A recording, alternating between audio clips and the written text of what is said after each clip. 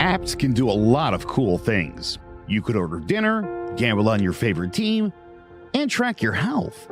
You could even get a mortgage. One click and you can be approved. I'm not sure by who or what country they're in. You deserve more from the mortgage industry. At AnyMac Home Mortgage, we believe in the need for live human interaction during a very complex process. The kind of service and guidance which an app simply can't provide. Our customers are more than credit scores and income documents. They're individuals and families who live in and strengthen our communities. Their story is our story, and that story begins in a home. Chris Sawyer is an expert on providing superior customer service and in meeting the mortgage needs of current and future homebuyers. With over 18 years of experience in the industry, Chris is able to help customers migrate through the home buying and home financing process by using his wealth of knowledge as a well-qualified mortgage professional.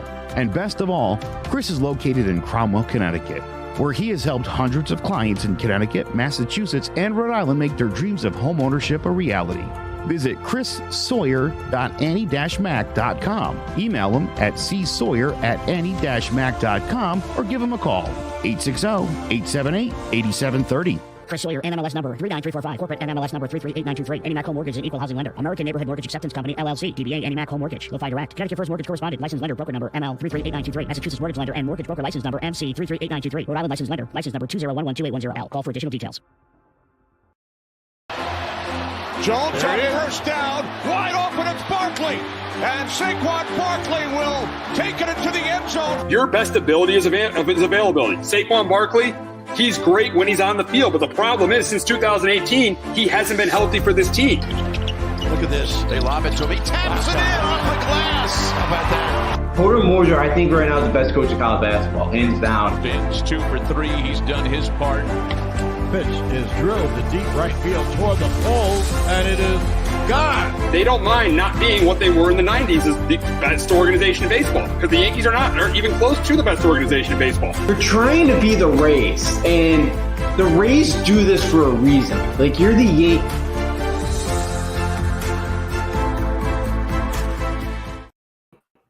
Welcome to Sports Talk with R&J. I am Steve Risser, along here with Justin D'Onofrio, and it's nice to have Justin back from vacation. Hope you had a good vacation in Florida. Yes. And but we got to start. We got to start in the NBA playoffs, and you know what series we're starting with. We're starting with the Nets and Celtics. They played a great game one on Easter Sunday. Celtics beat the Nets 115-114. Jason Tatum with that layup at the buzzer to give the Celtics that 1-0 lead in the series. And obviously we know what Kyrie did during the game, flipping off the fans. The dynamic between Kyrie and the Celtics fans, it's back and forth. Personally, he did get fined $50K for that, but I personally think that was the right move by the NBA. Kyrie, I think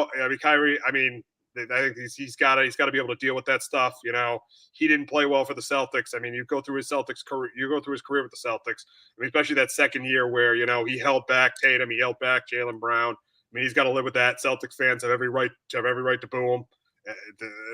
Because of what happened there. But for the series, the big question is going to be, Celtics lead the series 1-0. Is tonight a must-win for the Nets? In my opinion, I'm going to say no. I'm going to say no because I don't think when any team in the NBA, if they get down 0-2 before they play at home, the game is a must-win, especially this Nets team, seeing the two players they got with Kevin Durant. And we're seeing that they got Kevin Durant and they got Kyrie Irving. So I am going to say no, that tonight is not a must-win for the Nets. But Justin, is tonight a must-win for the Nets? No, I'm with you. I don't think so either. I think this series is going 7 games. So to me, I don't think so either. I agree too. They haven't even played at home yet. I know Brooklyn may not be the biggest home court advantage in the world, but you still have KD, Kyrie Irving going home. Again, and Celtics probably aren't going to be without Robert Williams, probably to maybe game 6 or 7. So, no, I don't think it's a must-win either for the Nets as well. I just think this series is probably going to go the distance. So, I think the Nets could very easily tie this thing back up at 2 if they do lose again tonight. Oh, yeah, very, very, very easily because of the talent they have for the Nets. Now, the question's going to be for the Nets is, what do they need to do to tie the series up tonight? For me, number one, Kevin Durant has got to be better. He only had 23 points in game 1, and he was held to 9 of 24 shooting. Kevin Durant has got to be better. That's number one for me. Number two, they need to get more out of Curry. They need to get more out of Bruce Brown. They need to get more out of Andre Drummond. Curry has not been good in the postseason, and Drummond and Brown were not as good as they were in that game in the play-in tournament against the Cavaliers. So those are my 2 things that need to happen for the Nets to even this series. Justin, what did the Nets need to do to even this series tonight? I think for the Nets, I think they need to play better defense. Those last two possessions at the end of the game, they were horrendous. They're up there with 45 seconds left after Kyrie hit that three. The two horrible defense possessions. Again, that's been their problem all year. They got to be able to get these stops late in games to win. To win a championship, you got to make some late game stops. I need to see them be able to do that tonight. The other one is they gave up 18 second chance points. They got to absolutely dominate in the offensive glass. You still have a guy like Andre Drummond, who's one of the best rebounders of the game. They got to absolutely torch on the offensive glass. They got to be a lot better in that area as well. They can't give the Celtics second opportunities. And then my last one too was in the paint. They got outscored. I guess this is a combination 65-32. Now Robert Williams is a great interior defender. You got to take advantage of him not being on the floor right now. You got to get to the basket. They could not do that. They did not do that very well at all Sunday. That's another thing. They got to get to the basket. And, Daniel Theis is not a great interior defender. So I think, they got to get to the basket, get some contact, finish around the rim. Just better interior presence as well defensively. You give up 65 points in the paint. That's way too much. Yeah, exactly. I mean, the thing is for the Nets, Durant's got to be better, and the supporting cast can be better, and their interior defense has got to be better.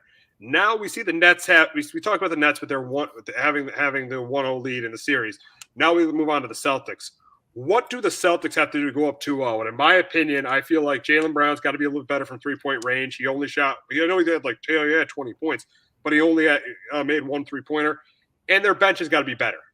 The bench of Grant Williams, Peyton Pritchard, Derek White, they need more scoring with the bench. They were outscored 30-17 on their bench on Sunday. They can't just rely on Marcus Smart and Al Horford to have the games they did offensively. Their bench has to be better for that team to have success in game 2. So two things for me: it's the bench needs to be better, and Jaylen Brown has to be better from 3. Justin, for you, what do the Celtics got to do to go up 2-0? For me, I think Marcus Smart's got to be on Kyrie Irving the entire game. He was held 1 for 3 when he guarded him on Sunday. When anybody else was on Kyrie, he was 11 for 17. Marcus Smart just won Defensive Player of the Year. You got to put him on there every time he's on the floor. Kyrie, he's got to guard him. He's got to lock him up and try to hold him and make that supporting cast beat you. Make somebody else beat you. So that they did a pretty good job with Kate on guarding Kevin Durant as well on Sunday. So Marcus Smart needs to be on Kyrie Irving. And the second one, as well, it's the same kind of point you had as a supporting cast. It's can somebody else besides Jason Tatum or Jaylen Brown put up 20 points? Because if Marcus Smart's going to be on Kyrie Irving tonight, he's going to be a lot more focused defensive end. So you may not get a 20 first from him tonight. You may need something. You may need one of those off the bench to come up and score some baskets. Kind of the pressure of Jaylen Brown and Jason Tatum. So yeah, as well for me, it's a supporting cast that's got to do a little bit more to help those two out. Absolutely, and you made a good point. You made a great point about Marcus Smart. I think if they can contain Kyrie Irving or one of those two guys in this series, if they don't let Irving or Durant go off in these games in a game in this series, the Celtics actually have a great chance to win. Oh yeah, absolutely. Because as you mentioned too, the Brooklyn supporting cast has not been great. Bruce Brown only got 5 points. Andre Drummond's not the type of guy anymore that's going to score 18 points and get you 15 rebounds. He's not that type of player anymore. And yeah, you mentioned too, Seth Curry had not been great in the postseason. He's a guy, he could put up 20 a game, but really has not shown it yet. And then Nicholas Classic, again on the Celtics. Yeah, I just hack him. He looks so uncomfortable at the line. They had to know that, I know he played pretty well, but if you can shut those two down, make somebody else beat you, I feel really confident if you're a Celtics fan.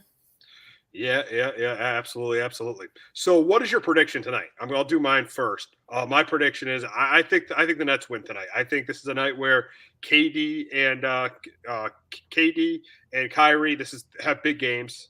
And I do think that I don't expect Smart and Horford to have huge games. I do think Jason Tatum's going to be great because he's a top 10 player in the league. I think Jaylen Brown's going to be good, but I think the combination of Kyrie and KD are going to outplay Tatum and Brown. And I think the Nets even the series at 1. Justin, What do you think happens tonight? I get the Celtics going up 2-0. Ooh. And let me tell you, you definitely have liked the Yeah. Celtics going forward. I was all over you a couple of weeks ago when you were saying when you were saying the Celtics were the best team in the East, but you've been right on about the Celtics. Yeah, they've been good. Now I worry, like, if they have to, because I think they're going to the distance here. I worry that they're not going to get much farther after this, because usually teams that play a long first round don't really get too far advanced in the playoffs. But for tonight, I still think, Tatum, Brown, get it done. I think, Marcus Smart does a good job with Kyrie Irving tonight. And I think, the Celtics as a whole do a good enough job on KD. I think he does shoot the ball a little bit better tonight. But I think they do enough, and I think defensively too. I'll take the Celtics with a couple minutes left in a tight game to make the critical stops that I don't see Brooklyn making. So I really see that from Brooklyn. I'm not very high on them, so I'll take the Celtics defensively late in this game too to make the big stops that they need. Wow, Justin is going with the Celtics. Should be very, very interesting what happens tonight. I go with the Nets. I still got them in 6. Justin, do you have the Celtics or Nets winning this series? I got Celtics in 7 right now. Ooh, you got Celtics in 7. Yeah, I can't see Kyrie walking that building in Game 7 and getting out of Boston with a win if it goes that far. Wow. So you got the Celtics in 7. Very interesting series. Best series, probably the best first-round series between these two teams. So it'll be interesting to see what happens tonight between these two teams. But we got to move on. We're hoping Xander's, I don't know if Xander's watched this right now, but we're hoping Xander's watched this right now because we're going to talk about his Heat and them going up 2-0 on the Hawks last night. They beat the Hawks 115-105 to take a 2-0 series lead. Jimmy Butler was outstanding with 45 points. But the big question in the series is there any way the Hawks can get back in this series? And I think really the biggest thing is I know Trae Young played well last night, but he's got to get back on track from three-point range. He'd have done a great job limiting him from three-point range. He's 2 for 17 in this series from three-point range. He hasn't been the best player on the floor, which I think he needed to be for the Hawks to win this series. Jimmy Butler has been that guy, and Jimmy Butler has completely outplayed him in those first 2 games. So really for me, number 1, Young has got to be better from three-point range, and number 2, the supporting cast for the Hawks, Gallinari, Collins, Hunter, and Herter need to be better. Those 2 things those are the 2 things for me that have to happen for the Hawks to get back in the series. Justin, what do you think the Hawks have got to do to get back in this series? Yeah, number 1 with Trae Young, I think that was a great point. Yeah, 2 for 17. I think that he had done a great job of just swarming him every time he touches that ball, and he's really struggled to get it going. And so I think the Heat defensively just done a great job on him. Yeah, they got to get him some open looks, kind of try to get him off ball screen, just try to get him some open looks. He really has not had many of that this series, and that's really been a problem for him. And that's kind of been one of the big reasons why. And yeah, as well, I think defensively for the Hawks, it's kind of been a problem with them kind of all year. They're not a great defensive team, and Jimmy Butler kind of just did whatever he wanted to. The Heat have just been, really good offensively the first couple games. And I just think defensively, the Hawks just need to find an answer for Jimmy Butler. I don't know who that's going to be defensively. I think, maybe DeAndre Hunter's a pretty good defender, but I don't know if he's still going to be able to slow down at Jimmy Butler because right now he's just on an absolute tear. I think he'll land at 2 defensively because the way the Heat play, it is tough to score on them as, they're just such a great defensive team. You're going to have to play some of these games where, low 100s type of games, and I don't know if Atlanta's to be able to shut them down enough to be able to do that. So I think defensively they got to get a lot better the next 2 games at home. Yeah, it's going to be very, very tough for Atlanta to contain Butler. And the way that he have contained Trae Young, it looks like this is going to be a short series. Moving on to another series, which looks like it's going to be a short series, is the Sixers and the Raptors. And the Sixers lead the series 2-0 over the Raptors. And really, before we talk about the Raptors getting back in the series, the big story is in these 2 games, do the Sixers look like they're back to being a title contender? And for me, after game 1, I said yes. But in game 2, seeing that drought they had in the fourth quarter and seeing Harden only score 14 points, I still think they're a contender, but I definitely would not have them as the favorite. I still would have either the Nets or the Bucks or even the Celtics. I'm getting high on the Celtics after that one game, but even the Celtics is a favorite. And so right now, I say they're a contender, but I would not have them as the favorite. And a big reason for that, I hate to say it, is because of the shooting of James Harden. I know James Harden had 22 in game 1, only had 14 in game 2. But he did have 20 assists, but can he be that scorer? And I don't know right now if James Harden can be that scorer. You said it a couple weeks ago. He really hasn't been the same since he pulled his hamstring last year, and I'm starting to agree with that. And I think the Sixers. I have them as a title. I have them as a title contender because of how great Embiid has been, but I would not have them as the favorite right now. Right now, from what I've seen, I don't think they're. I think they're a contender, but I wouldn't have them as a favorite. But Justin, from what you've seen from these first two games from the Sixers, we know they're probably going to beat the Raptors. Are they a title contender? I'm with you. I think they're still there. I wouldn't put them as a favorite at the moment. I think James Harden right now, he's not the same guy, and he looks like he's a pass first guy at the moment. He's just trying to find the open guy now. And if he's your fourth option, though, scoring wise, I think you're in great shape because you got Embiid, you got Tobias Harris, you got Tyrese Maxey, who's been unbelievable the first two games. So I think from that standpoint, Harden's your fourth scorer. That's a deadly combination. I'm kind of worried about Harden. And like what happens to the Sixers if they can't get to the free throw line one game? Because they really make a living there, and because Toronto just can't stop them on the drive. Because they can't help about, this, as you and Jace were talking about last week, the size disadvantage. They can't help off Joel Embiid in the paint. And it's either a foul or they're just, or they're Philadelphia just getting an easy layup or dunk. So for me, I think, if they play like a good defensive team like the Celtics, it could be very tough for them to score. I wouldn't put them as a favorite. But again, I think they're still really good enough. Again, you got one of the best players in Joel Embiid to very well could be the MVP this year, down low. I think that, the Sixers still are there. They're still a really good team. I don't know right now. I still would not put them as a favorite. I'd probably, I probably right now take like the Heat 6 or 7 against them right now at the moment. But again, I would not be shocked to see the 76ers knock them off. Yeah. I mean, but the issue though for the Sixers is they can't expect Harris and Maxey to be this good all the time. They're going to need Harden to be more of a scorer. And the big question for James Harden is, I know he's had 20 assists, but when the Sixers need a basket, is he going to be able to get that basket? That's going to be the big question. It's probably going to be answered in the next series. Yeah, absolutely. You play a team like the Heat. Yeah, he's not been great this postseason shooting wise. He just doesn't. He looks like a pass first guy.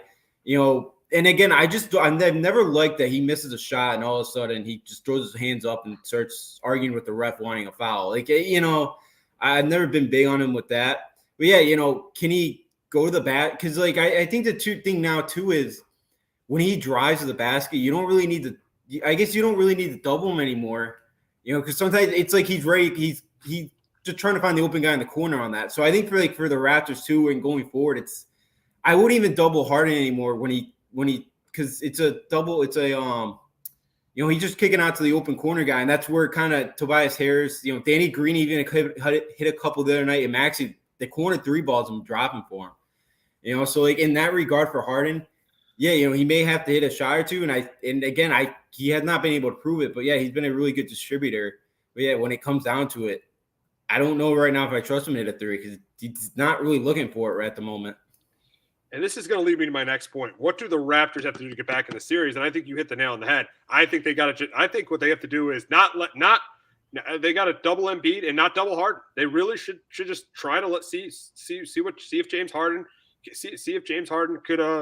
could beat them one on one. I think they should just try to guard James Harden one on one and double Embiid because Embiid is the guy right now. Embiid has been playing great. He was outstanding on Monday night. I think they can't let Embiid. I think they really have to try to limit Embiid as much as possible. That's the only chance the Raptors have of getting back in the series.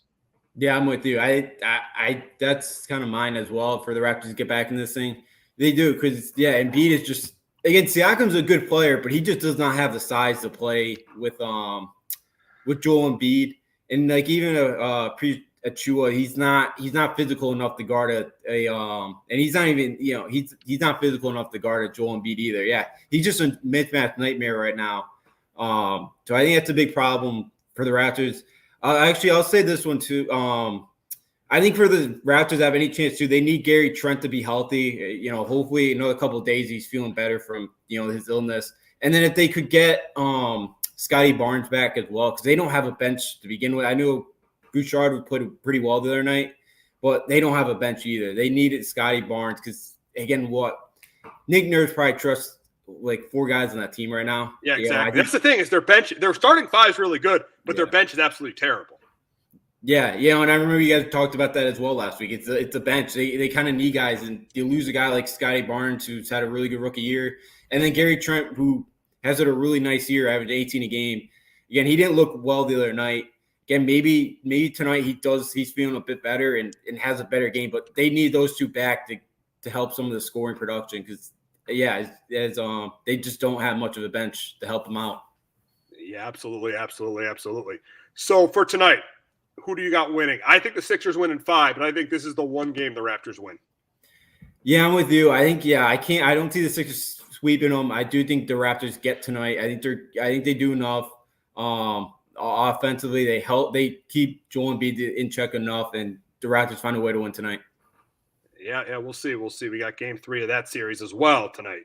We got another series that goes on tonight. That's the last Eastern Conference series. It's between the Bucks and the Bulls. Bucks won game 1, 93-86, but there was some concern with the way they shot the ball. Middleton and Holiday did not shoot the ball well from 3. Giannis was. He's not a 3-point. Obviously, he struggled from 3-point range, and we expect that from him. But he still had 27 points because no one could stop him going to the basket. The big question here is, I think we all agree the Bucks are going to win this series. But is there concern with them going forward with the way they played on Sunday? Because they did not shoot the ball well. They only scored 93 points. I know they still won, but they played probably one of the worst teams. They're playing one of the worst teams. The Bulls were one of the worst teams. Are probably one of the worst teams in the postseason. So. Is there concern for the Bucks going forward? I think there is because I don't know if you could rely on Middleton and Holiday all the time. Giannis is going to be great, but I don't know if, say they get into that next series against the Nets or the Celtics, I don't know if you could rely on Middleton and Holiday all the time. But I do think the way Middleton and Holiday shot the ball in game 1, I do think there's a little bit of concern for the Bucks going forward. Not in terms of winning the series, but in terms of making a run deep into the playoffs. Yeah, I think for deep in the playoffs, I'm a little concerned. Yeah, for this series, I'm not worried at all right now. Yeah, because, I know they won it last year, but yeah, like Middleton or Holiday did not have very good games. And I know, I think it was Holiday. It was, like we won an ugly game, but again, yeah, you played a Bulls team. And the thing about it, too, DeMar DeRozan shot 6 for 27 as well. DeRozan's not shooting like that. That's the thing. Did DeRozan didn't shoot the ball well? Neither did LaVine. Those guys didn't play well, and you only won the game by 7 points. Now, as we said, they're probably going to win this series, but I think their lack of the Bucks, Holiday and Middleton, the way they struggle to shoot the ball could definitely hurt them going forward. Yeah, no, absolutely. It definitely can.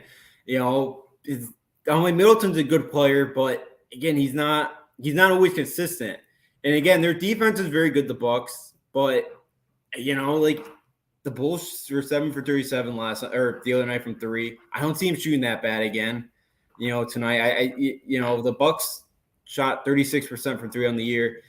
I think Giannis could carry a team, but through a series like this. But yeah, you play a Celtics or the Nets in this next round. Look, Brooklyn almost knocked them off last year without Kyrie or James Harden. They don't have either of those 2 this year. I think it's a little concerning for the Bucks as well. Offensively, they're just, could Brook Lopez get it going?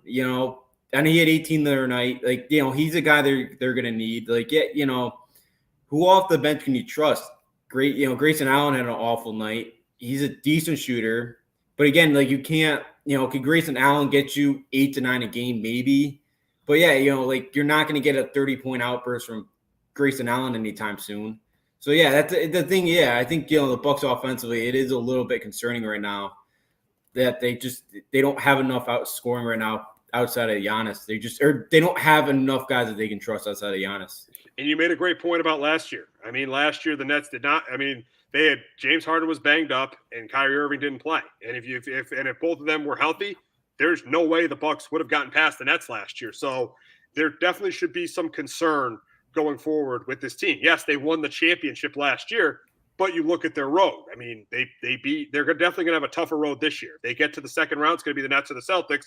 Then if they get to the conference final, it's going to be the Sixers, who were better than last year, and the Heat, who are better than last year. So their road is definitely going to be tougher. And if they get to the finals again, they're probably going to play a tougher team in the finals. Say the Warriors get to the finals this year, that's probably a tougher team than they played last year in the finals. So their road is definitely going to be tougher. Their road is definitely going to be a lot tougher to repeat, and they just got to shoot the ball better. They can't score 93 points and expect to go deep in these playoffs. No, absolutely not. Yeah, as you mentioned, the path that they're going to have to go through. And, I know we talked about it a couple of weeks ago. This is probably the deepest Eastern Conference been in over 20 years. I know you mentioned a couple of times about, the duos and the duo superstars that these teams have. And, Chris Middleton's a good player, but he's not on that duo of a superstar. They have. I think the Bucks have the worst duo of really any of the top 5 teams in the East. Now, obviously, the Nets have clearly a better duo. The Sixers, we've been critical of Harden, but with Harden and Embiid, I still think that's a better duo than Giannis and Middleton. And then all right, maybe they have, and then you look at the Celtics. I think Brown and Tatum is a better duo, and they might be better than the Heat. I'll give them the Heat, but really outside of the Celtics, Nets and Sixers, they all have better duos than the Bucks. Yeah, I probably think the Heat, because Bam's still a really good player. I don't like Bam as a scorer. Bam is not, and he really hasn't stepped up as a scorer in the postseason. So I would take Middleton and Giannis over Bam and Butler. But outside of that, I take the Celtics duo, I take the Nets duo, and I take the Sixers duo over what the Bucks have right now. Yeah, and I think that's going to hurt them. But we can go back to the Heat, but the Heat have a better supporting cast around it. They have Tyler Hero, they have Duncan Robinson, better bench. They have the sixth man of the year. Yeah. Definitely a better bench. The Bucks bench is not very good at all. Yeah, and that and that would hurt the Bucks. So yeah, I think their road's going to be a lot tougher this year, and it's going to be a problem. You're at home too. You score 93 against a Bulls team that defensively they're better than last year, but they're still not a juggernaut defensively. They're not that great of a defensive team still, and I think that's kind of I think it's a definitely concerning thing for them. So yeah, the Bucks deep in these playoffs could struggle again. They could really help them if the Celtics, Brooklyn has to go 7 games, and then, they can kind of benefit off that. But again, I would not be shocked to see them go down to either of those 2 teams in the next round. Yeah, no, not at all. So who do you got winning tonight? I got the Bucks. I even though I wasn't in love with the Bucks' performance in Game 1, I think they kind of a bounce back performance in Game 2, and I think Chicago is one of the worst teams in the playoffs right now. Yeah, I got the Bucks as well. I think they play better. They can't really play much worse than they did the other night. I think Giannis plays well. I think Middleton, Holiday. I think they play well enough tonight. Yeah, they bounce back. They go to Chicago up 2-0. All righty, now moving on to the Western Conference, and I'm throwing you a little bit of a curve, Justin, because last night I thought, okay, Suns should win. They should go up 2-0 on the Pelicans, and we'll maybe debate, if the Suns and Warriors are, the 2 best. Who's better? Who are they? Are they clearly the 2 best teams? But Devin Booker. Has a hamstring injury. He leaves the game in the 3rd quarter. Pelicans pull the upset. Great night from Brandon Ingram, scoring 37. CJ McCollum had a really good game too. So the Pelicans now, the series tied 1-1. The big question is right now, could Booker's injury impact this series? I still don't think so. I still think Ayton and Chris Paul are going to be enough for the Suns to get past the Pelicans. That's why I don't think Booker's injury is going to impact the series. But Justin, do you think Booker's injury could impact this series?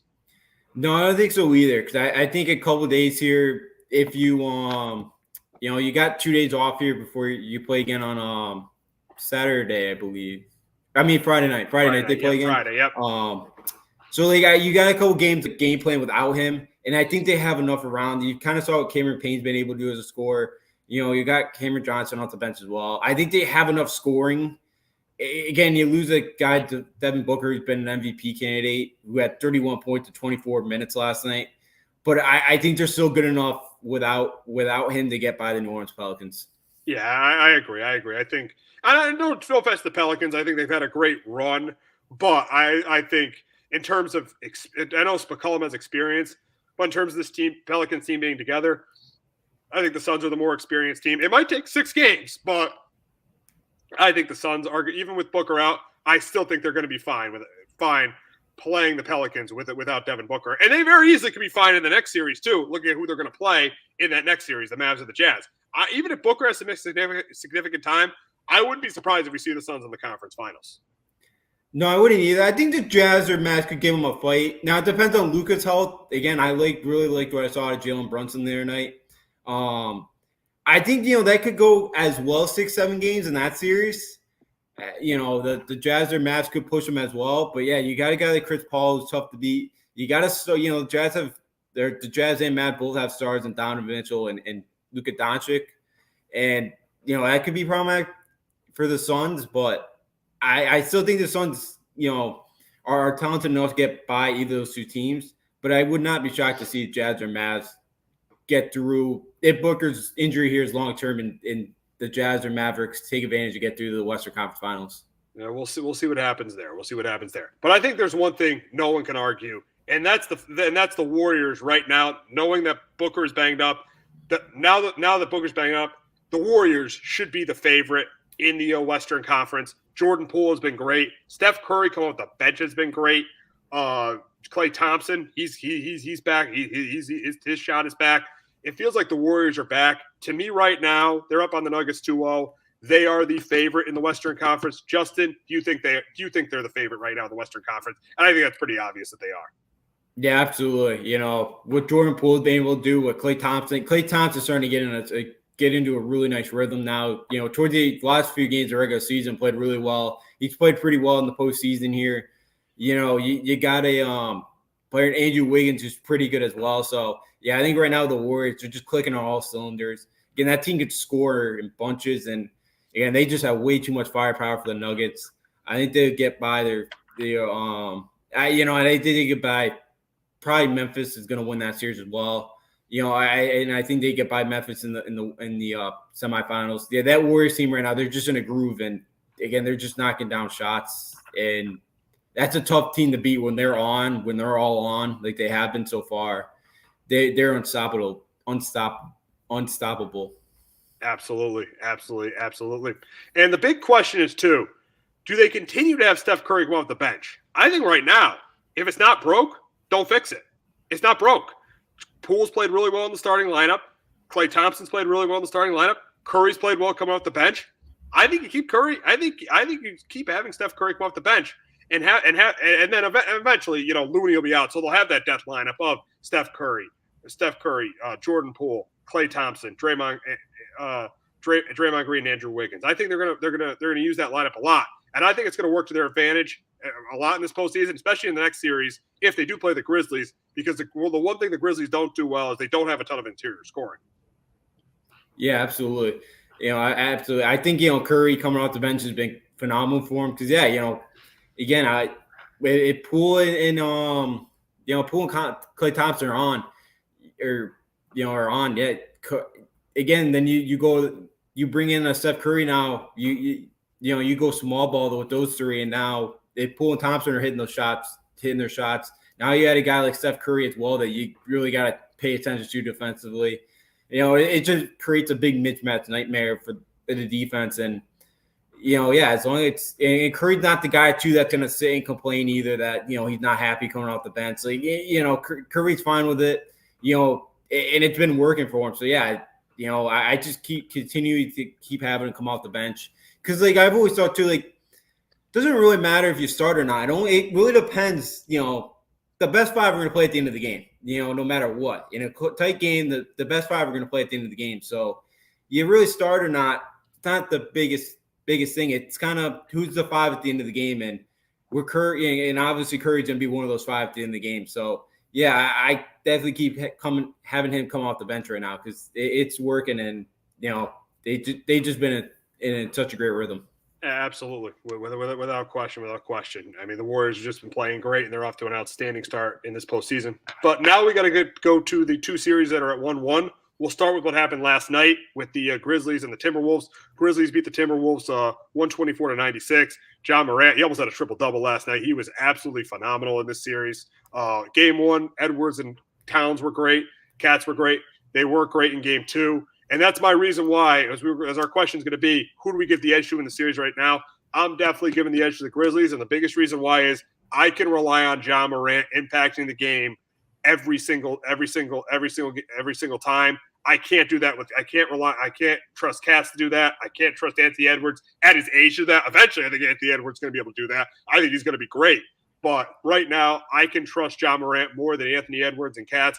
That's why I think the Grizzlies, even though they're going to Minnesota, that's why I think the Grizzlies have the edge in this series. Yeah, I think so too. I think last night too, the Timberwolves just major foul trouble there for Towns that really hurt them. That's been that was a problem in that playing game. That was a major problem in that playing game, and that's why Chris Finch, their coach, has got to be aware of that. I thought he coached a lousy game in the playing game, letting Karl Anthony Towns pick up his 4th foul in the first half, and he eventually fouled out of that game. Luckily, the Clippers, no one could hit a shot for the Clippers at the end of the game outside of Paul George. They were able to get by that game, but Chris Finch has got to be aware of Karl Anthony Towns when he's in foul trouble, and it's got to sit him because they can't afford to have Karl Anthony Towns be out of games in this, missing significant time during games in this series. No, absolutely, you're right about that. They can't. According to Woj, Ben Simmons could be back. We'll get to that when we finish. We'll get to that. We're going to get to that. Okay. So yeah, going back to this game, Grizzlies and Timberwolves. Yeah, Towns being in foul trouble. Because you need him at the floor at the end of the game, and that's kind of a problem. As you mentioned too, talking about kind of the Grizzlies. We're talking about the Warriors of their lack of tier scoring, and you can kind of use Towns there in that area. Where they're not. Because Adams is not a scorer at all. I'm like he's decent. He was like decent. He's decent defensively, but yeah, Towns should be able to go off there in the paint. Like he did in game 1, he had a monster game. But I thought Timberwolves offensively on Saturday, going back to game 2, did an unbelievable job of kind of just making things difficult. They forced 11 turnovers for the Grizzlies, and they scored 25 points off of it. And the Grizzlies kind of took advantage of that last night, and they had 28 points off of turnovers. So it's kind of been too what team kind of take care of the ball, because the other one's kind of been taking advantage of that. Timberwolves had 19 turnovers last night. The Grizzlies really cut that down. They only had 9 last night. So, I think right now, with John Morant, I just think he's tough to stop. And, John Morant always moves out the ball. I don't really see Anthony Edwards kind of do that. I kind of see Edwards kind of waiting for the ball, kind of stay in the corner. He stay at the top of the key a couple times. Morant's always moving. Morant's always trying to get open. And I don't see that Anthony doing that all the time. Some guys, he did get a few off-ball screens, I believe, but he doesn't really kind of move around, try to get himself open. And I think that's something, too, that kind of hurts. You're just kind of standing around. You're not really getting open. Yeah. I mean, it's the thing is I like Edwards. I like Katz. They're not on Morant's level. And that's why I think the Grizzlies win this, and I think they win it in 6 games. I just don't think that Katz and Edwards are on Morant's level. That's why I give the Grizzlies the edge. But we'll talk about, before we get to the breaking news, we'll talk about the last Western Conference series. That's between the Jazz and the Mavs. Series tied at 1. Jazz won game 1. Donovan Mitchell had a great second half. Mavs win game 2. Jalen Brunson really, really stepped up, had 41 points. Maxi Kleber 8 points off the bench, and Maxi Kleber had 8 threes coming off the bench. But in this series, in terms of who I give the edge to, I still give the Jazz the edge because Luka's not 100%, and they're going home. And Utah is a tough place to play. So I still give the Jazz the edge in the series. Justin, who has the edge in the series in your opinion, Jazz or Mavs? Yeah, I still like the Jazz right now. I still think they're still a good enough team. Donovan Mitchell, Rudy Gobert down low. Yeah, Luka's not totally, I think he'll probably play either game 3 or game 4. I assume he's going to come back. But yeah, you talked about Max Kleber. Again, he had 22 points. He was 8 for 11. The Mavs hit 22 threes. Is that really going to keep happening? No, that just happens. That just happens in a game. I mean, I don't like the way the Jazz are playing. Let's be honest. I don't like the way the Jazz are playing at all. But it's 22 threes. That is unrealistic. That is not something that could continue to happen. They need to get Luka healthy to have any chance in this series. No, absolutely, and I think that's kind of gonna be in the Jazz favor here. They go home again. You're still 1-1 going home. You're still in a pretty good place. Now, granted, Dallas is gonna get their best player back either. I assume game 3 or game 4. And again, that could definitely change some things. But Mike Conley had a horrible game too. He was 0 for 7. I see him playing a lot better in game 3. I think the Jazz are going to play better in game 3.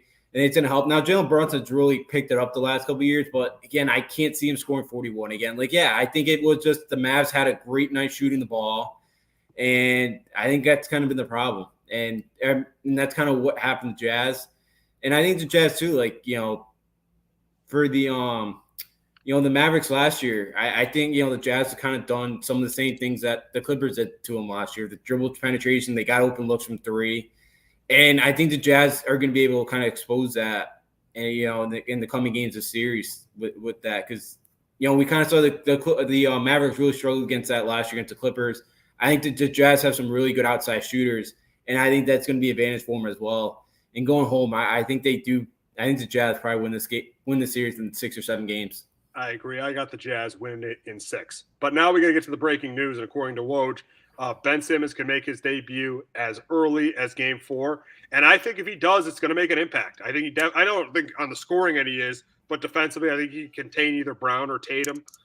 Defensively, I think he definitely can make an impact in the series, and I think he strengthens the Nets bench.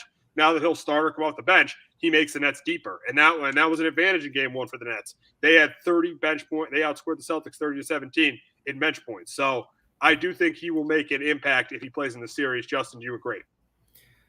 I don't really think so. I think he can on the defensive end. I think on the offensive end, the last time we saw this guy, he was passing a wide open dunks. Why would I guard him like Boston? I just go double Kyrie or KD every time. Yeah. Yeah. Listen, I'm not the biggest Ben Simmons fan either. I thought he was massively overrated in Philadelphia. The guy never learned how to shoot a 3-point shot, and that was a major issue. But I do think he makes a little bit of a difference if he plays. Not a big difference, but a little bit of a difference if he plays. Maybe a little bit. I think more the defensive end. I think I'd hack him on Boston, or I'd leave him wide open and go double. You can't have him in the last 4 to 5 minutes. You can't have him in late in the game. That's obvious. You cannot have him in late in the game because the guy can't make a free throw. But I think at certain points during the series, he can make a difference. Yeah, I think he could. I think, late in game you can't have him. You'd have to do offensive defense subbing with him and get him off the floor offensively. I think even early on in the game, Boston crowd, him shooting a free throw, I think early in the game, he touches the ball, I try to hack him. You got a couple fouls, I'd hack him. I think offensively, he's not going to bring you anything. Defensively, he's going to be really good. I think defensively, he helps out really well, but you can't sub him out offensively, defensively all game. I think he'll make a little bit of impact, but again, I'm not really scared of him. Late in game, he's not really going to be that useful on the offensive end. Defensively, he will be to slow down to Jason Tatum, Jaylen Brown. He'll be really good in that.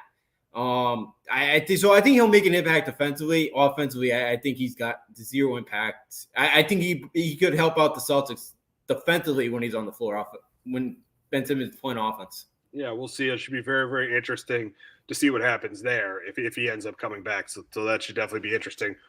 But that's going to wrap it up for the NBA. But we have a receiver that wants out. And we'll talk. But before we talk about that, we got a promo from Clovercrest Media. Come on out for a day of fun to the Cove Kids Classic, presented by Clarity.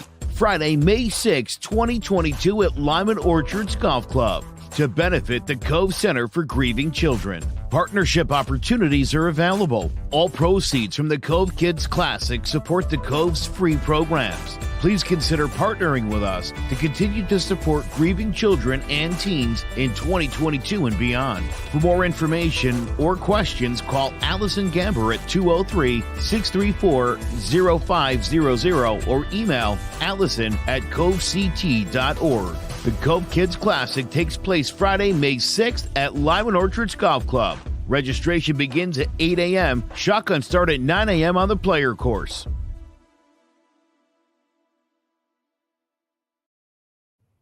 So according to Jeff Darlington, Deebo Samuel has told him that he has requested a trade out of San Francisco. This is breaking news. We're kind of just processing right now. There's definitely been the rumors where, he scrubbed his Instagram he scrubbed the 49ers from his Instagram. But we were like, oh, big deal. Kyler Murray did the same thing with the Cardinals, but he is now requesting a trade out of San Francisco. And looking at, looking at some of the teams they could trade him to, I think at this point the 49ers are starting to get to that point where they might end up having to trade him.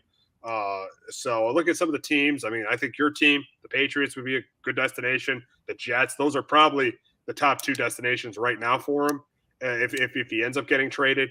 But really, really big news seeing that Deebo Samuel has requested a trade from the 49ers. Yeah, it's interesting. I guess, kind of, scrubbing the team, him, A.J. Brown's on that, Kyler Murray's on that. I don't think it's the greatest look in the world. I think it's a little bit childish to do something like that, but, it's interesting, as it's kind of breaking news, don't really know kind of all the details yet, but if it's kind of something where, wants more money out of it or whatever, who knows? I know he's looking for a long term. Again, he had a great kind of, especially at the end of the year, the way they use him offensively in the running game. I'd love to see the Patriots go after him. I probably know the Jets would be right there as well. I would think Green Bay would try to be in the mix, but I don't know if them and Green Bay would come up with a deal. I don't know if San Francisco would be a trade partner with them, being they're both contenders in the NFC. So I don't know if San Francisco would deal him to Green Bay. But I think it's another interesting one if they could. But no, they don't have much cap space, I guess, either in their own Green, with the Rodgers stuff. I'm just thinking that I don't know what their cap situation is right now. I know they don't have a ton, but that'd be another interesting one. I don't know. It's not a great look by Samuel, but again, he had such a great season last year, and especially towards the end, it just kind of being a factor. The running game. Again, he's a good returner as well. Obviously, really good receiver. So, again, the San Francisco would get a really good deal for him or package for him. We'll kind of see if San Francisco, now kind of ups their offer and gives them more money, or if they just kind of end up just trading him away. Yeah, I mean, he's just so versatile. He's able to run the ball. He's able to. He's really good. He's really good at catching the ball. He's a really good receiver. So I mean, yeah, it's just the thing. The thing is now that he is requesting a trade, it's going to be hard for him now to go back to the 49ers. I mean, looking at the way things are, going on now. I mean, and I think he looked at all these receiver contracts, and he looked at the fact that he looked at Adams' deal, he looked at Tyreek Hill's deal, and Adam Schefter said yesterday the 49ers were willing to pay him. There just is something going on, I think, between Deebo and the Niners. It might be the quarterback situation. You look at some of these, big time receivers. You look at a lot of these, big time receivers in the league. You look at, Stephon Diggs. He's got Josh Allen. You look at Jamar Chase. He's got he's got Joe Burrow. You look at Devontae Adams. Even Derek Carr's not great, but he's got Derek Carr. You look at a lot. You look at a lot of these big time receivers. DeAndre Hopkins. He's got Kyler Murray. Deebo Samuel's probably sitting there saying, with Jimmy Garoppolo and not knowing about Trey Lance, what kind of numbers am I going to put up? So that definitely, I think that's definitely something that Deebo Samuel is questioning. And we talked about, and we looked at possible destinations. I put up an article. Guess what team is number 1? The Jets. Guess what team is number 2? The Green Bay Packers. So it probably, and the Patriots aren't even on the list, which I think they're probably saying, they've not been, they've really not been in on anyone, so they really haven't done anything. So they're probably thinking, they're not really going to be in on Deebo Samuel. But yeah, look at the Packers and the Jets. Because you look at what the Packers did. They signed Sammy Watkins, but that's not going to solve their issue at receiver. The Jets, they ran on Tyreek Hill, so that definitely them being 1-2 makes sense. The other teams were the Jaguars, the Chiefs. The Chiefs make sense because they lost Tyreek Hill, although they did get Juju and they did get Valdez-Scantling, and the Panthers. But yeah, it looks like the Packers and Jets would be the top 2 trade destinations if Deebo Samuel got traded. Yeah, Packers, would be a good one for them. I just can't see it because, the Niners in the same conference, again, they lose, and the Niners still have a really good roster where you're going to be competing against the Packers still for, a chance in the very, very possibly in the playoffs. So I don't know, the Niners are trading there. I think the Jets is wide open, it's a very big possibility. Now it depends if it's something where Tyreek Hill, where he kind of was like, I'll go to Miami, I don't want to play for the Jets. Could it turn into that situation where the Niners kind of give him the option of where you want to go? I think probably in this case, it's probably not that. But that'll be interesting. Yeah, the Patriots, I hope the Patriots are on them. But, yeah, I wouldn't be shocked if they're not because they really haven't, besides, they traded for Devontae Parker. But that's really been about it. They really haven't done a ton. It'd be nice to see. I would love to have Deebo Samuel and Devontae Parker. Now, with our new offense of kind of staff here, I don't know how creative they're going to be. It's not, with Joe Judge and Matt Patricia, doesn't really excite me. So, I don't. You can't really get excited about that staff offensively, but I'd love to have him with Mac Jones, and that'd be a big help. But yeah, who knows? I love to see the Patriots in on him, but I'm not totally sold that they will be. No. And I think, it looks like if he does get traded, the Jets is probably the favorite. And I think the Jets are going to go all in on him. I wouldn't be surprised. And they have the draft capital too. They have two top 10 picks. They got the number 10, they got the number 4 pick and the number 10 pick. So the Jets definitely have the great draft capital. I wouldn't be surprised if Deebo gets traded there before the draft. No, I wouldn't either. Yeah, I think it's a great point because the Niners gave up 4 first-round picks last year to get Garoppolo. Trey Lance. Yeah. So I wouldn't be shocked either. The Niners are going to want a first-round pick. Belichick's been willing to give them up, but the Jets got 2 of them. The Jets have a ton of draft capital. So I would not be shocked if the Niners try to get one of those. And I would not be stunned to see this thing get done by next Thursday before the draft. And because the Niners don't really have a first-round pick. Maybe there's somebody they're interested in. They try to get that with the first-round pick, and they get one of the first picks there from the Jets. Absolutely. So we got a couple other receivers that want long-term deals and are planning to skip off-season workouts, and that's Terry McLaurin of the Washington Commanders and A.J. Brown of the Tennessee Titans. I think it's obvious for both teams. They got to pay both these guys. Ryan Tannehill does not make that much for a quarterback. He's making like $29 million a year. His cap is like $29 million a year. That's not that much for a quarterback. And I think they should pay Deebo. I think they should pay A.J. Brown the big money. I think they definitely should pay A.J. Brown. And for the Commanders, they're not even paying a quarterback. So they did trade for Carson Wentz, but they don't know. You don't know the future of that. So I think their franchise player on offense has got to be Terry McLaurin. He's a little bit small, but he's really, really productive. I think Brown and McLaurin definitely have to get paid. They do. I just don't like the way. Look at what the Rams are doing. Matthew Stafford's going to the camp. Cooper Kupp's kind of talking of. It's about the team, not really me. I think it's culture wise. I understand why those two are doing it. I don't like the approach of making it me. I want my money. That's why the Rams won the Super Bowl. That's why the Patriots are so successful. So you used to be successful. Let's get into that. You used to be successful. Successful. Yeah. Yes. The culture's so good in New England. It's not winning like they were used to, but the culture's still good. Again, that's why some of these, like Stafford's going to the practices. I know Tano's skipping out in the workouts. Like, I think that's kind of part of why they kind of skip out. And I think it depends on kind of where you are and kind of the willingness. I know they all want to win, but I think guys really believe in that. Like in LA, like the Rams, they just won. They want to go get it again. Tannehill's not skipping, so A.J. Brown too. I want my money. If Ryan Tannehill's not going to be there, why should I show up? So I think that both have been really good. Both should get paid. I just don't like the way that it's being approached. I think it hurts a team more than it helps. But that's the new generation, okay? I mean, these guys have been productive enough that they want their money, and then they should get their money. Look at the quarterbacks that Terry McLaurin has played with throughout his time in Washington. I mean, Taylor Heineke and Dwayne Haskins. And Case Keenum. That's what he's played with, and he's put up numbers. I think he said 3 straight 3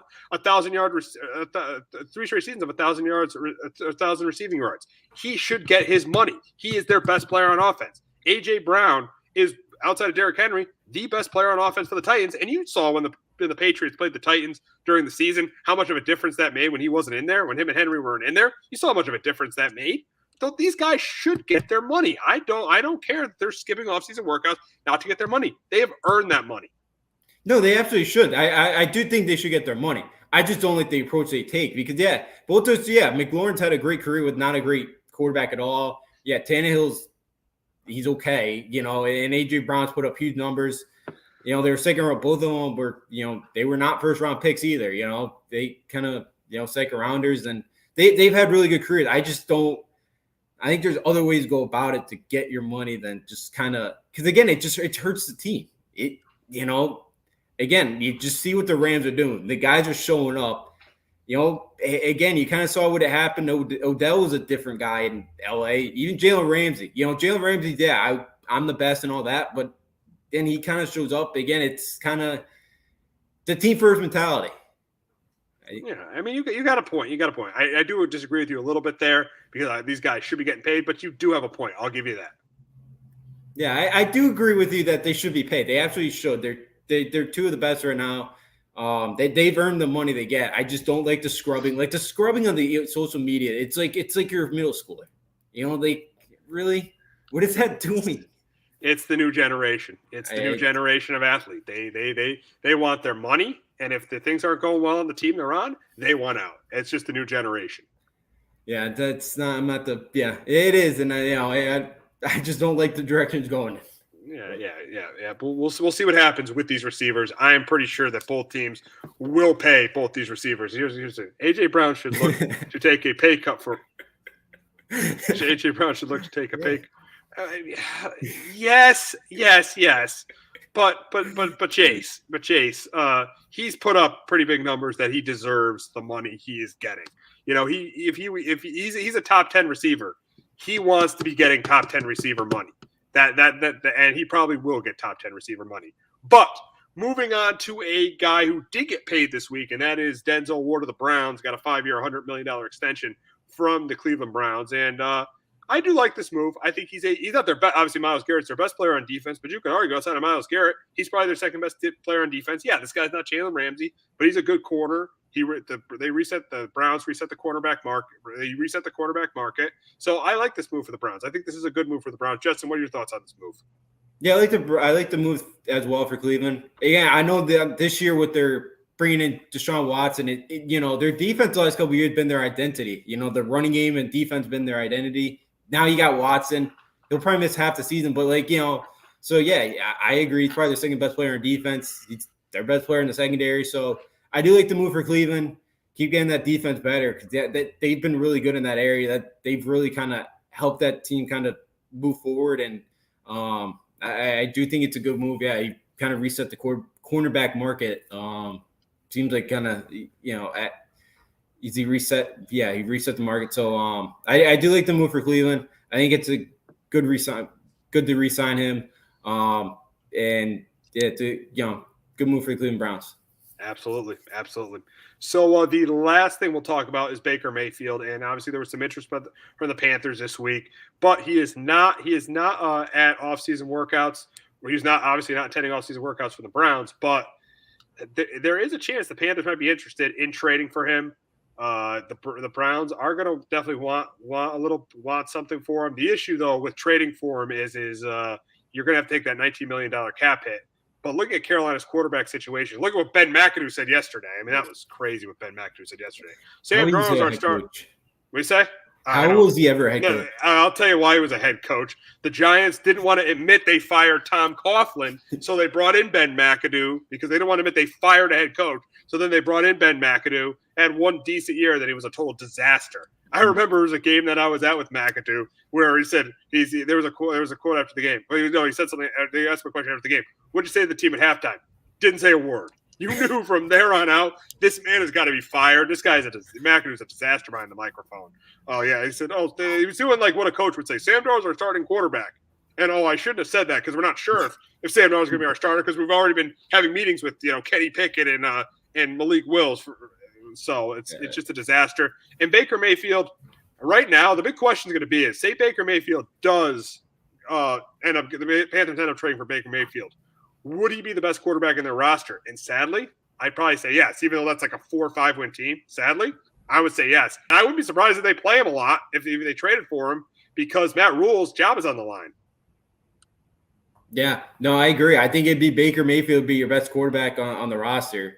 I know he's kind of had some injury problems. Darnold has as well, but Darnold, he makes a little bit better decisions than Sam Darnold does. Darnold has just made some horrible mistakes that, he's still making in year 4 or 5 that rookies make. And I know Baker, he did make a playoffs now. I know that team with defense and Nick Chubb, but he still got to a team to the playoffs. So I think, Baker Mayfield's a little bit better than Sam Darnold. I agree. It's not much of an upgrade, but I'd probably take a Baker Mayfield a little bit more ahead of Sam Darnold. I think this decision making is a little bit better. I know Baker Mayfield's played with a better team around him, and Sam Darnold's played with the Jets and a Carolina team that's not great. But I do like Baker a little bit more than I do Sam Darnold, but not by much. Both of them don't really impress me. But ultimately, this would just be stupid of the Panthers to do this, because why would you pay? You have Sam Darnold. You have his fifth year. You have that cap hit for his fifth-year option. Then you have Baker Mayfield. You would have Baker, if they trade for him, it'd be a $19 million cap hit. It would be so stupid for the Panthers to trade for Baker Mayfield. I think the best thing for Mayfield is I think the Browns aren't going to get anything for him. I think he's going to be released. And I've heard rumors that a team like the Steelers could re-sign him. Obviously, the Seahawks could be in the mix. And the Panthers could be in the mix, signing Baker Mayfield. But I don't think they really should be giving up something for him, or trading for him and giving up something for him and taking on that cap hit. No, because I know the Panthers don't have a second or third round pick. Cleveland a few weeks ago, it was reported that they want a first round pick for Baker Mayfield. I don't think anybody's. There's no way they're going to give up a first round pick for Baker. Not even the Browns would give up a first round pick for Baker. No. So they're not getting that. The Panthers don't have a second, third round pick. You don't want to give up a future pick because there's no way he's on the roster in 2023. So why would you give up a future pick for Baker Mayfield? So yeah, I agree. It's probably either a day 3 draft pick, or I think Cleveland's probably gonna have to release him as well. And it'd be very interesting to go to Pittsburgh. I'd love to see him go to Pittsburgh, and that would be fun. That'd spice up that rivalry. Because let me tell you, if he goes to Pittsburgh, there's a chance he could win that starting job over Mitch Trubisky. If he goes to Pittsburgh, there is a legitimate chance he could win that starting job. Oh, absolutely. He definitely could. I'd probably take him over Mitch. Again, it's not much of an upgrade either or. But yeah, I just said to spice up that rivalry as well. The Steelers have a great defense. I think that I think that'd be a really good spot for him to go to.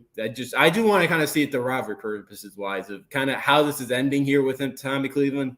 Go to Pittsburgh. I think that'd be great. That'd make a couple of interesting, great 2 games out of those 2 teams. Exactly. So the Yanks and Sox both 6-5 to start the season. Both have had their struggles. But before we talk about them, we got a promo from Clovercrest Media. Do you have a 401k and some savings for future retirement, but don't even know if it's enough to live off of? How much is enough? How often are you thinking about it? The team at JPEX Financial Group can help set your mind at ease. We specialize in creating strategies in the planning and managing of your financial, educational, and investment needs. We help clients pursue their investment goals with sound financial strategies. You deserve a personal, tailored plan. Lasting, meaningful, and open relationships are the foundation of our practice. You've worked hard for your money and should feel confident in your investment choices as you make decisions for your financial future. Your goals are our goals. We are dedicated to your needs and hopes for your future. Visit our website and give us a call at 860-430-5397. Securities offered through Raymond James Financial Services, Inc., member FINRA, SIPC. Investment advisory services offered through Raymond James Financial Services Advisors, Inc. JPEX Financial Group, LLC is not a registered broker-dealer and is independent of Raymond James Financial Services. JPEX Financial Group is located at 78 Eastern Boulevard, Glastonbury, Connecticut. Alrighty, so the Yankees are 6-5 right now to start the season, tied for first place with the Blue Jays and the Red Sox. But the big story with the Yankees we got to get to first is Garrett Cole. And Garrett Cole did not pitch well last night. He didn't even get out of the second inning. And he really hasn't pitched well to start this season.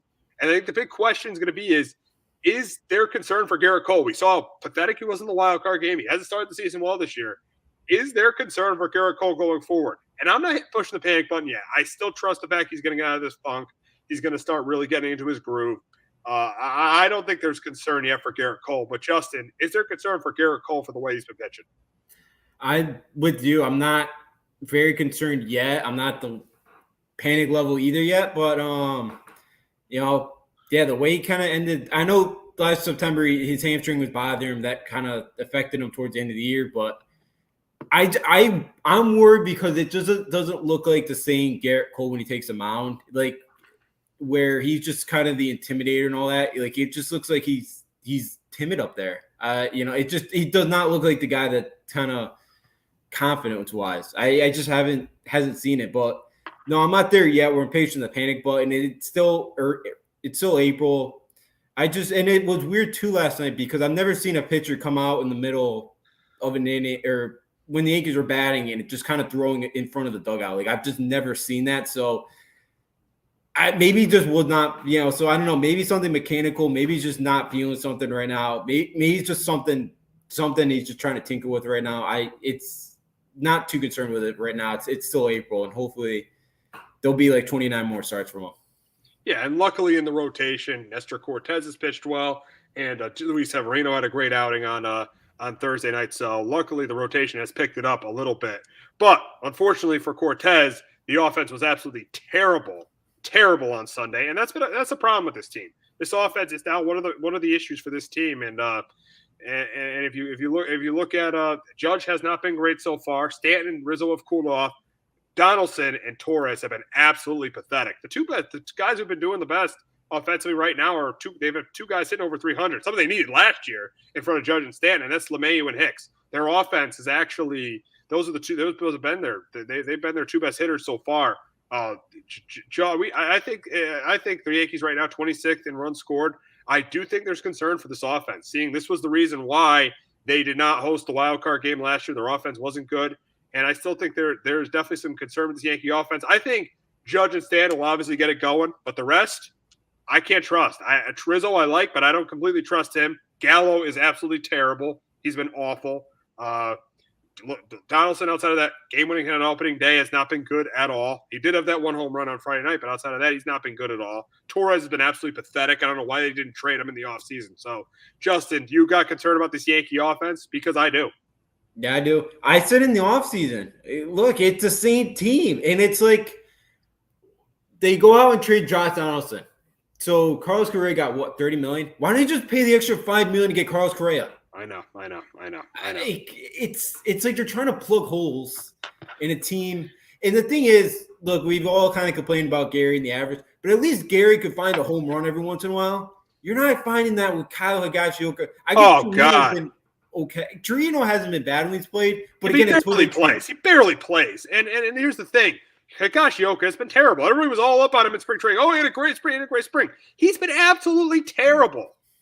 Yeah, they kept on, And look, I know Gary's defense horrible, but like we're all doing this because to fix the defense. The defense hasn't been great. Defense? Yeah, what defense are we fixing? It's just terrible. Just absolutely. He's been absolutely. Terrible. I mean, Higashioka's been terrible. Connor Falefa. I know we had a couple hits last night, but he's not a good hitter at all. I mean, Donaldson has been garbage, and Gallo we traded for. He's been garbage. I'm very concerned about this offense. I mean, there's four guys I trust in this lineup right now: Hicks, LeMahieu, Judge, and Stanton. That's it. Not even Rizzo. Yeah, Rizzo's cooled off. I can't remember, but like his numbers with when he got traded to the Yankees, his numbers at Wrigley Field and like outside of Wrigley Field are not good. Like he's been a great hitter at Wrigley Field, but other than that, like his average was really down. So can't remember the exact numbers, but it was a size difference there. So yeah, like Rizzo has not been great. Again, Torres is lost. Like this guy hit 38 home runs a couple years ago. He's a total shell of him. And I think it's the same thing with Gary. The defense is an issue. I think he's mentally in his head. And look, I know we both play baseball. That's the last thing you do as a baseball player, just be mentally in your head. You're not going anywhere. It's going to be brutal. He can't even get a ball in the air anymore. It's just all ground balls. In Sunday, he had 4 pathetic at-bats. He's a cleanup hitter. He's bunting. He's just I don't know what's wrong, but I wouldn't even play him this week. I just mentally just try to get him right. And I don't think that's going to work, but it's like, you can't even trade him at this point because what are you going to get for him? Exactly. You're going to get nothing. No. And he's probably a guy that he could probably go somewhere else and he can go hit 30 home runs. And then we get on Cashman because he traded this guy. But again, I don't think he's fixing it in a Yankees uniform. Yeah, I think Judge is going to get fine. Like, I can't see Judge hitting 1 home run every 11 games. That's just not going to happen. He'll get it going. staying at a hot start. I think Santu's going to get it going. But yeah, LeMayu's getting the ball in the air. I think that core, I kind of said a couple of times when I heard he had the core surgery, I just think that was the problem last year. There was a hernia he had. Again, I think that was his big problem last year because he looks good. And again, he told me Hicks was one of our better hitters this year. I probably figured that it's going to be a problem. He has been good. Again, when's he going to get hurt? That's the issue. But yeah, it's the same thing as last year. It's a team that for a couple weeks they're going to look really, really good, and we're all going to believe that thing World Series. And then they're going to get shut out like this weekend in Baltimore, where you scored 6-run total into Baltimore. Yeah, one run in the 2 losses. That's absolutely pathetic. Yeah, that can't happen. It's the same thing. And I know everyone's like, okay, well, it's 11 games. But again, they went 11-8 last year in Baltimore. You go 12-7, and you would have hosted a wild card. Like, these games do matter. Like, it actually does matter. Yeah. Especially in a division where you're going to have probably maybe 4 playoff teams. All these games matter. You have to be up in the O's, and you failed this weekend. And it's the same thing as last year. It's going to be up and down, up and down. That's why I said they're probably going to be right around 500. I just don't buy in this team that they plugged in holes that just are cheaper options and just doesn't work. It's not going to work. It's not going to work. Yeah, exactly. The offense, that is the biggest concern. You can say Garrett Cole's a concern. I have faith. I think I could trust him to get this thing turned around. This offense, seeing what happened last year, I can't trust it. I can't trust the fact that this offense is going to get things turned around. No, me neither. I don't either. I just, some of the at-bats are just horrendous. Again, look at last night. They probably should have only scored 1 run last night. I'm like, if the wind's not howling all over the place, Alexander catches that ball at the bases loaded there with 2 outs. They don't score those 2 runs. And then Garcia on that weird, whatever happened on that pitch there, they got to run from that. That doesn't again, that's a fluke. And then they got the 1 run there in the ninth to kind of pad kind of, get the extra insurance run there. But again, they probably only scored that run last night in the 9th inning. They would have probably only scored 1 run last night. Again, it's a concern, and yeah, it's just the same thing as last year. It's the same thing as last year. Yeah. But we do it. We are 6-5. We do have to get to one of the positives, and that's been the bullpen. Because this bullpen has been absolutely phenomenal. Without this bullpen, this team would probably be 3-8, or 4-7, or 3-8. This bullpen has been absolutely phenomenal. 2 of Garrett Cole starts. We didn't pitch well. The bullpen has been great. I mean, if it's been Chad Green, if it's been Castro, if it's been Peralta, if it's been Michael King. And last night, Clark Schmidt was outstanding, too. This bullpen has been clearly the strength of this team. It's probably been the strength of this team in the last 5 years. This bullpen has been outstanding. Here's another thing. I don't want to hear about Aroldis Chapman. I don't want to hear any Aroldis Chapman criticism. Yeah, he had that one bad outing against the Blue Jays. He had that one bad outing. And I wish Boone let him finish it off. But I don't want to hear Chapman criticism. And another thing I don't want to hear is, he walked in the game-winning run against the Orioles. He came in with the bases loaded. I don't want to hear the criticism. Criticize the offense for scoring 1 run in 11 innings against the Orioles. Don't criticize Aroldis Chapman. I feel like he's still a top closer in this game. So this bullpen is the reason why this team is over 500. Oh, yeah, absolutely. I agree with you. With Chapman, yeah. What do you want him to do in that spot? It's a tough spot. I mean, yeah, they should have never been in that spot because they should have won more than 1 run against the Baltimore Orioles. That's on the offense. That loss was on the offense. So, yeah, the bullpen's been great. Clark Schmidt last night was great. Michael King's pitched pretty well this year. The bullpen's been great. And I'm like, Loaiza could struggle. And, if Loaiza could kind of get back to the guy that he looked like last year, that has another nasty piece to it. So yeah, that was the one issue with the bullpen on Sunday. Yeah. But another thing, score some runs against the Orioles. You scored 0 runs against the Orioles when your starting pitcher had 12 strikeouts. Yeah. 12 strikeouts in 7 innings. He had 3 outs that were in play, and you still can't do anything out of it. It's embarrassing. Oh, you got shut out by Bruce Zimmerman and everyone else in the old bullpen that I've never heard of till they stepped on the mound that day. It's embarrassing. Yeah, so I can't really put anything on the pitching staff again. And then even the starters, the starters have been pretty good. Cole's probably been the worst one. I know Montgomery in that Red Sox start had kind of was not great, but Montgomery was pretty good on Friday. Tyone's been okay. Sevy was really good on Thursday, and then for Nestor Cortez has been outstanding so far. Yeah, again, Cole's been your worst pitcher. If they can figure it out, if Cole can figure it out, it's a team where the pitching can kind of carry them. Now, for how long, I don't know. But, like, again, like, you can't win games nowadays scoring 1-2 runs. Like, you're going to have to score something. But, again, this rotation and this bullpen is going to keep them above water. And if we can somehow get a miracle and this offense can wake it up, this team could be really, really good. I can't buy in the offense. I did last year at times when they looked like juggernauts, but I'm not going to fall for them hitting, having a big kind of 1-2 week outburst like they did at times last year. I'm not going to fall for that again this year because, again, it's going to come back down to earth. So the pitching can kind of keep them in it, but can the offense just pick it up for a few weeks? I just think at some point they will, but when? Yeah, and the thing is, this team does have potential because they have something that's consistent, and that's their bullpen. Their bullpen is their constant. That's consistent. I think that's going to be there all year. Their bullpen is going to be one of the top bullpens in baseball all year. The issue is going to be can the starters give them more than 5 innings, and can this offense, be better than they were last year? They have potential to be, but they haven't been so far. And the rotation, it's been good, but your ace hasn't been good so far. Yeah, and again, as we mentioned too, I think, I'm with you. I think Cole's going to figure it out at some point. I think he's too good not to figure it out. And you kind of listen to him. He's a really smart guy. Like, he knows what he's doing. So, like, I think he'll figure it out at some point. So, yeah, I think in that case, you're good. I think Loizica will kind of figure it out as well. I think he'll bounce back off that bad start there. And look, you got a guy in Herman too that's going to probably come back at some point. Well, probably the next month or so.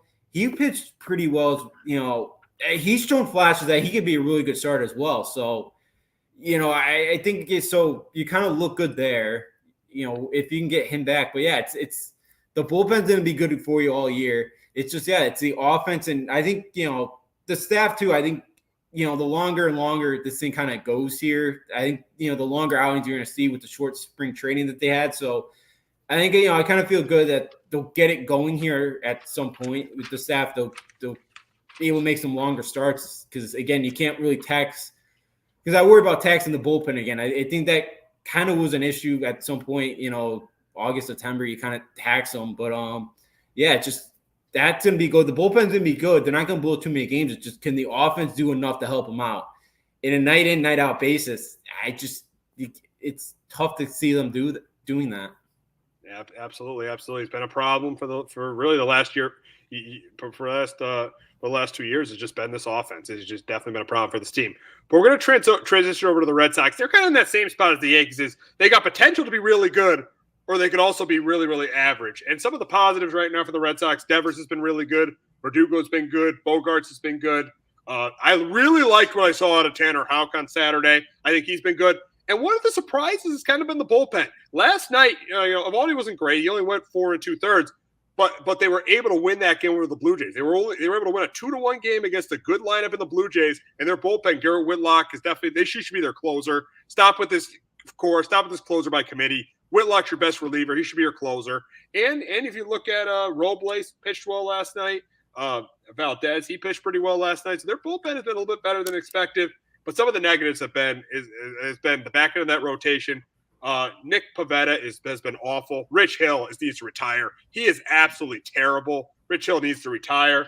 And then some of the lineup hasn't been as good as people thought. They thought it would be so far. I mean, JD has struggled.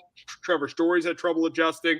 They don't have a leadoff guy. Kike Hernandez has been absolutely terrible. And the bottom of this lineup has been bad. Bobby Dahlbeck has been awful too. And I think it was a mistake trading Hunter Renfroe for Jackie Bradley Jr. Jackie Bradley Jr. cannot hit at all. Yeah. That trade was always interesting. I know I forget the prospect's name. I know he's supposed to be a pretty good prospect, but I just did not get that move. I know Jackie Bradley's a fan favorite out there, but yeah. Stop. The guy can't hit at all. Trade Hunter Renfroe, who had a career year last year. Yeah. He had a career year. I know he's not been great this year, but he's better than Jackie Bradley. Oh, absolutely. He's such a great hitter. He's a 30 home run guy last year. I think the Red Sox too. Hansel Robles has been unbelievable. And he was a guy too. I don't think he joined the team either. He either joined the final few days of spring training or he didn't join the team in New York because he had problems with his visa. So he couldn't join the team in spring training. So he didn't really see any action until he got to New York. And he's been great. Matt Barnes right now, his velocity has just been down. And I don't know what the issue is there. So Barnes is kind of, not been great. But yeah, Michael Wacha was really good Saturday. and his location was just on Saturday against, again, good Minnesota Twins lineup. I know they haven't got it going, but that's still a pretty good lineup there that they have. I thought he pitched really, really well.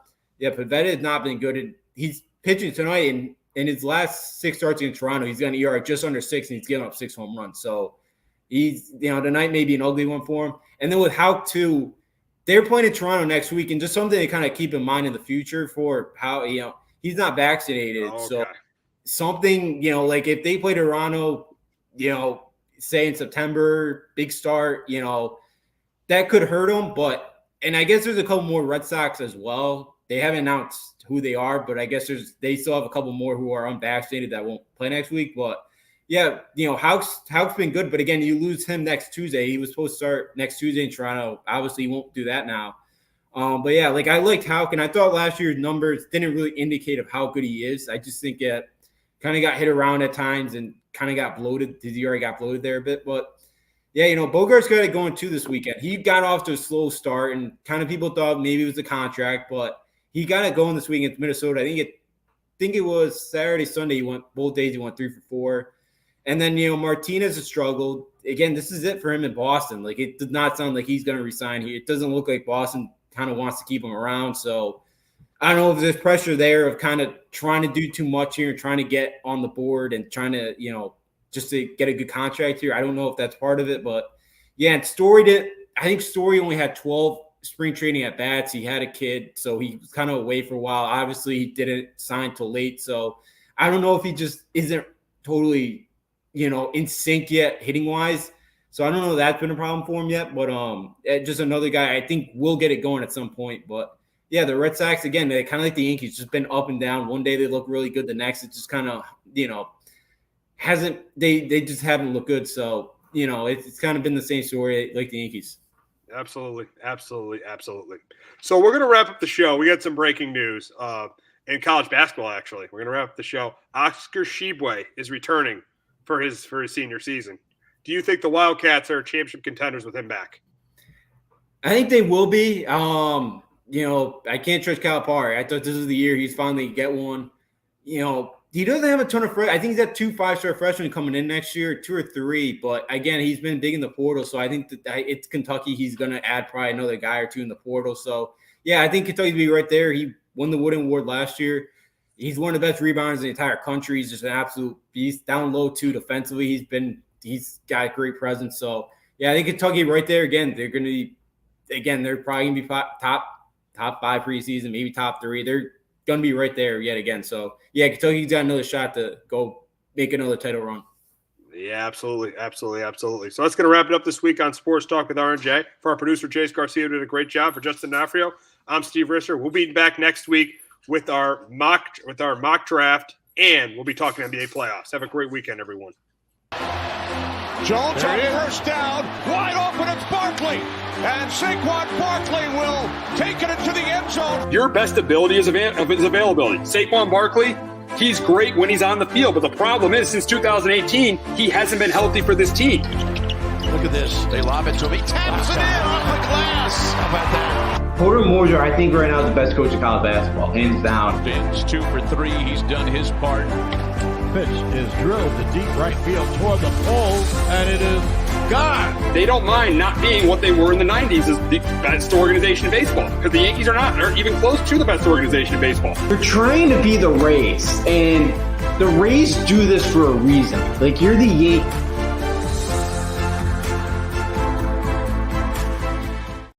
Hello, my name is Joe Aguirre. I'm the president of Clovercrest Media Group, and here at CMG we have a wide variety of podcasts, including sports shows like Keys to the City, The Roll Call, Throwing Jabs, All 4 Downs, and Jawing About the G-Men, and great true crime shows like Sticky Week, Crimes and Consequences, Ivy League Murders, and Bird, the Unsolved Murder of David Eichmann.